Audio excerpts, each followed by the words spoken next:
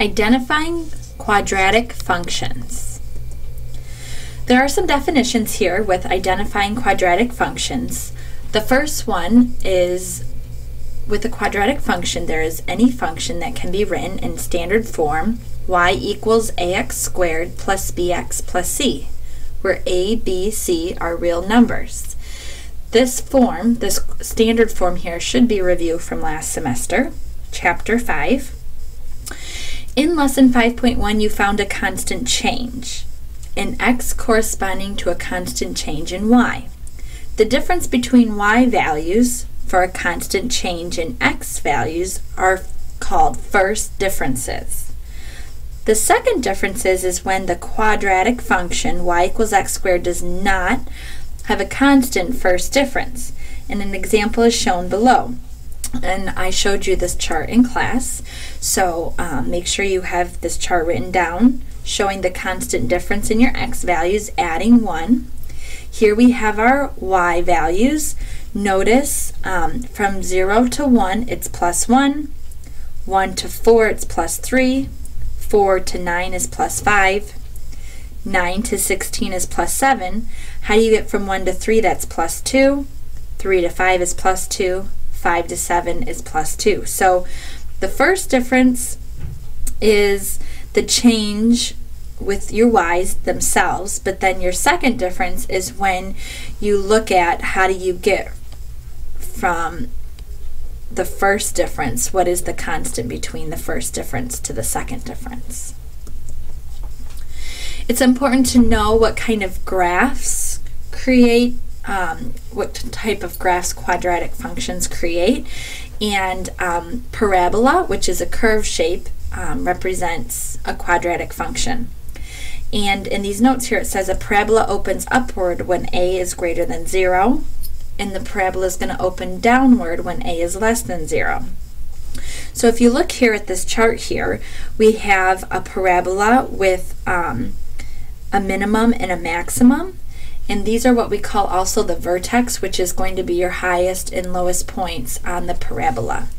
It's important to write this chart down too. So here we have if a is greater than 0, the parabola opens upward, and the y value of the vertex is the minimum value of the function. So here we have a positive a x squared, that's positive, so that's greater than 0, so our parabola opens upward with a minimum vertex.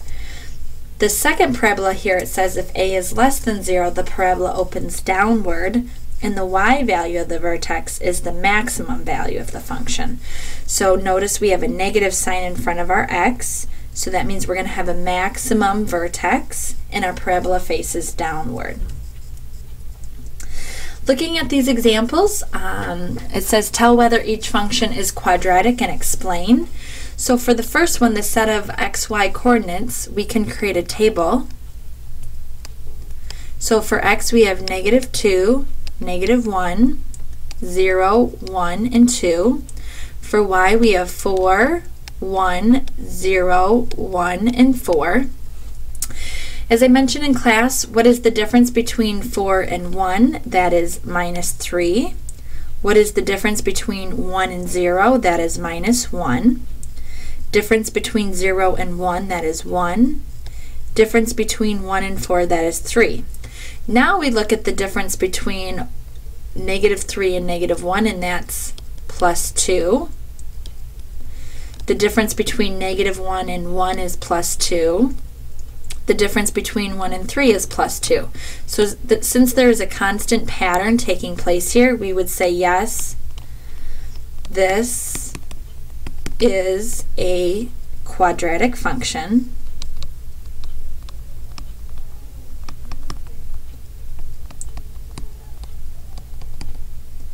because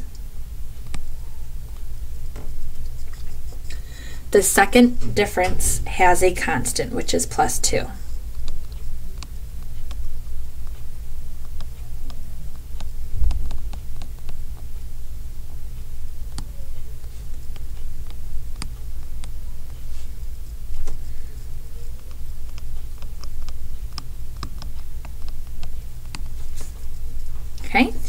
Looking at B now, we have y plus x equals 2x squared. Remember too, working with quadratic functions, it's y equals ax squared plus bx plus c. So let's put this equation in that ax squared plus bx plus c to determine if it could be a quadratic function. So I can subtract x to both sides. So what I'm left with is y equals 2x squared minus x. Is that in a quadratic function format? Yes, it is. So we would say yes, this is a quadratic function.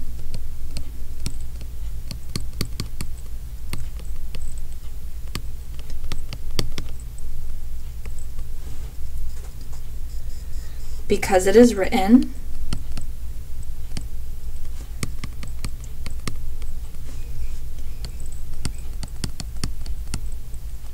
in the form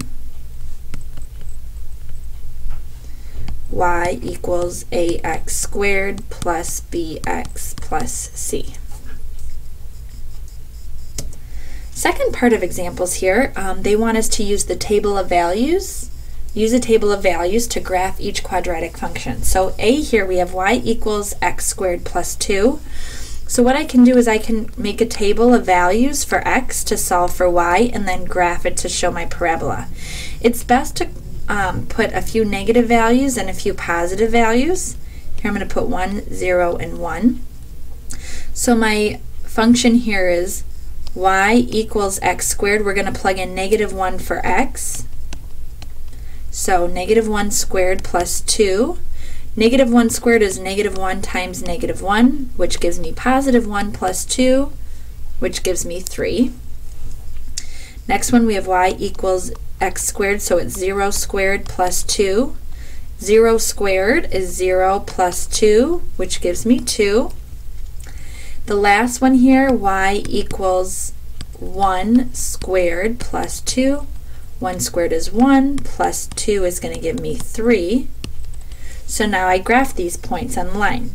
Remember, ordered pairs is in the form of x comma y, so -1 comma 3. So I always start at the origin, 0, 0. My first ordered pair is -1, so I go to the left one. I go up 3, and I graph my point. Now I have 0, 2, and I have 1, 3. Notice this is creating a parabola. It starts at one point, goes down, and goes back up, so I can connect those points to draw my parabola here. Notice with this particular parabola we have a minimum point. The minimum value is at 2. My vertex would be 0, 2. Notice too, my x, my ax squared, is positive. When you have a positive a, when a is greater than 0, you're going to have a minimum value. Let's look here at B. We have y equals -3x squared plus 1. Again, I'm going to create a table. Choose a few negative and positives, -1, 0, 1. I'm going to plug in these x values into the equation to solve for y.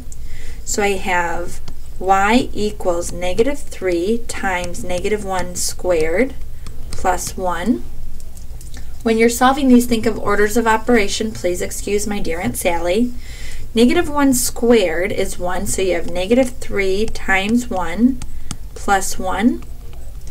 -3 plus 1 is going to give me -2. Now I plug in 0 for x, so y equals -3 times 0 squared plus 1. 0 squared is 0. -3 times 0 is 0 plus 1. So we have 1 here. Then I have y equals -3 times 1 squared plus 1. That's going to give me -3 plus 1, again, is -2. So now I graph these points. The origin 0, 0. The first point is -1, comma -2, so I go to the left one, I go down 2, and I graph my point, plot my point. Now I have 0, 1. Whoops.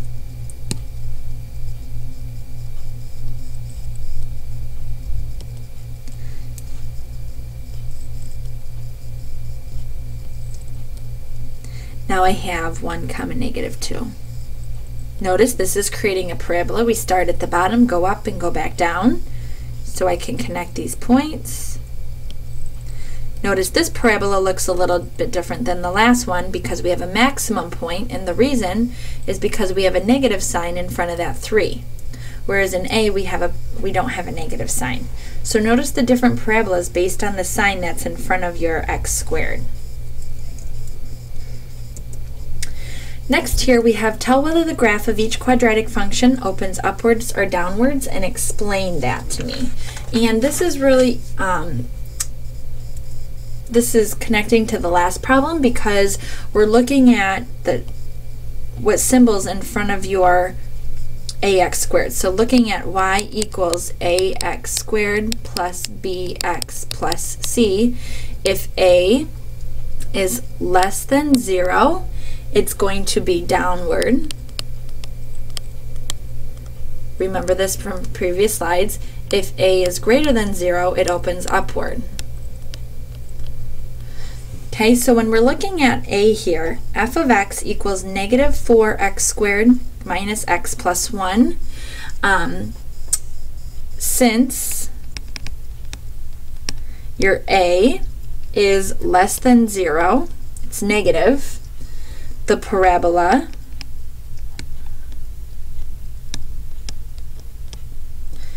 is going to open downward.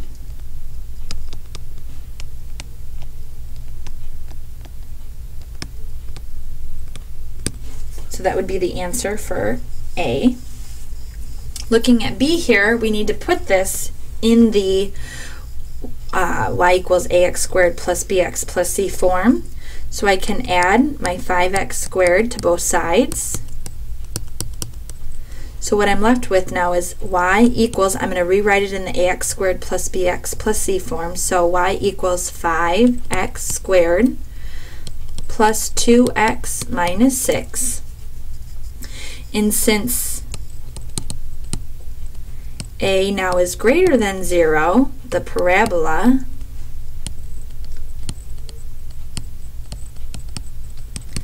is going to open upward.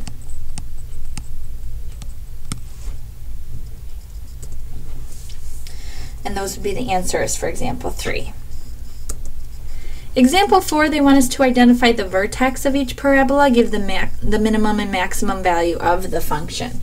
So what we're going to look at, remember the vertex is your highest or lowest point, which is also your minimum maximum. So when I look at the vertex for A, we have that point right there. So my vertex is going to fall at the point here.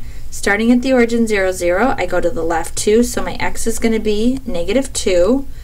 My y is all the way up at 5, so my vertex is negative 2, 5. I have a maximum point, so my maximum value is going to be 5. And that's my answer for A. For B, we have a minimal value, and which is also that point right there would be my vertex. So my vertex here is going to be 3, negative 1. And my minimum value is going to be negative 1. Example 5, we want to find the domain and range of my parabola here. Remember, domain is representing your x values, your range is representing your y values.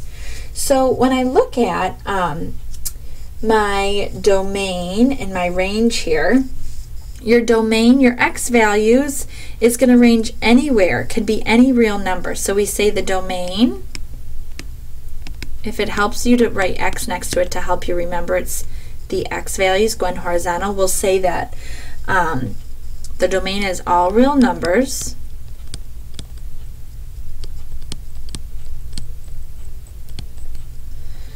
And your range